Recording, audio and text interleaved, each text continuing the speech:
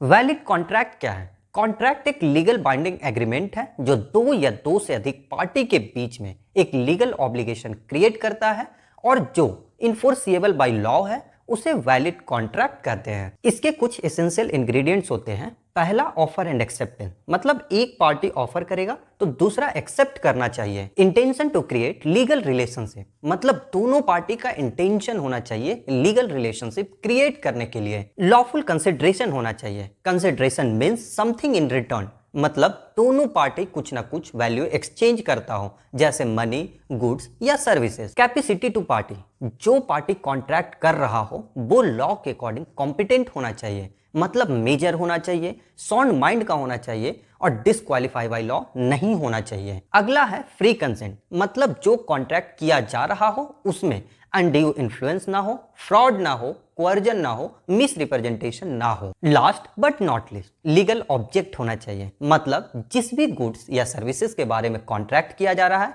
वो लॉ के according legal होना चाहिए। फॉर एग्जाम्पल, ड्रग्स का कोई कॉन्ट्रैक्ट नहीं होना चाहिए, किसी को मर्डर करने का कॉन्ट्रैक्ट नहीं होना चाहिए, ओनली फॉर लीगल ऑब्जेक्ट होना चाहिए। वैलिड कॉन्ट्रैक्ट को एक सिंपल एग्जाम्पल से समझते हैं।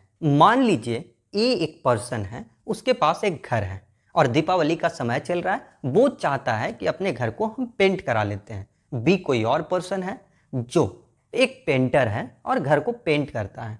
ए बी को ऑफर करता है कि तुम हमारा घर पेंट कर दो, इसके बदले में हम तुम्हें 1 लाख रुपया देंगे। बी उस ऑफर को एक्सेप्ट कर लेता है। इस कॉन्ट्रैक्ट के अंदर कंसिडरेशन भी दिया जा रहा है, दोनों पार्टी कॉम्पिटेंट भी है और पर्पस भी दिख रहा है घर को पेंट करने का, इसलिए ये वैलिड कॉन्ट्रैक्ट है। यदि वैलिड कॉन्ट्रैक्ट का कॉन्सेप्ट क्लियर हो गया हो तो मिलते हैं नेक्स्ट वीडियो में।